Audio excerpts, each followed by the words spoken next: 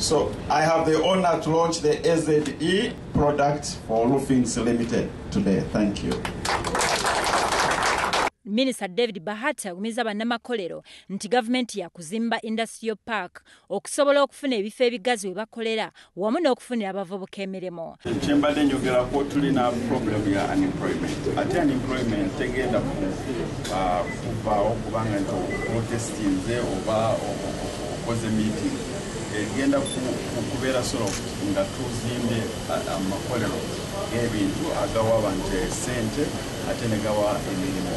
Kati Roofings eno tugyebaza nnyo ne product bakongratulating of product eno AZ egenda kulaba nti tugenda kulaba amabaati agamala emyaka nga 20 nga tumakyusa.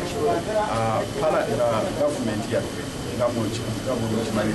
Minisitule oluvannyuma lw'okulambula ekkolero lya Roofings agumiza bannamakolero nti gavumenti tegenda kuddamu kugula bintu binaayira okusobola okutumbula ebintu ebikolebwa wano ku butaka. Quality ya local factories sinungi ne capacity. Roofings yatukakasiza nti quality ya Roofings oluusi esinga nayo no quality ba China. Ate nina ne capacity kusupplyinga Isimba, kusupplyinga Standard Gauge, Ye minisita avunaanyizibwa ku bakozi Honorable Herbert Kabafunzaki azzeemu n'alabula bannannyini makolera batafaayo ku bulamu bw'abantu be bakozesa era n'agamba nti abanaasangibwa baakukwatibwa. Amateeka abiri gengenderako.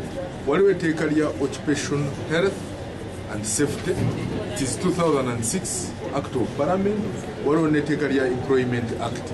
Kale lya safety likwatagana ne machines ezibeera nga zikola ebintu ebyo ziri safe, abazikoramu bali safe. Naye mwakiraba ku abalaba ku TV mwaraba nti omwana abeera ku muliro ng'ayosa omutayingwa naye ate nga tayambadde ne glove yonna. Kati kiba kitegeeza oba tugumalamu mu bulamu bwe. Kati tugamba nti tutuke ku balance. Wadde omukozi ayagala mulimu naawe akora gezaako mu protecting.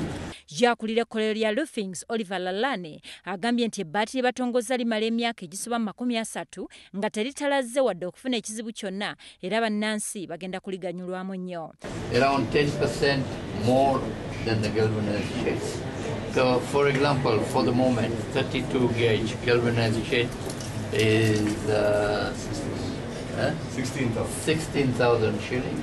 This new product which we are launching would be 17,500 shillings per shade. Iri baati tubadde tukola amabaati nga tugakolamu kyetuyita zinc process eyokugalvanizinga kugamba okukalubya ebbaati ero lisobole okubeera lya mutindo naye kati twongeddemu aluminium product gye bayita aluminium ng'eyongerako obuwangaazi emirundi 5 okusinga ku liri eribadde galvanized ne zinc yokka.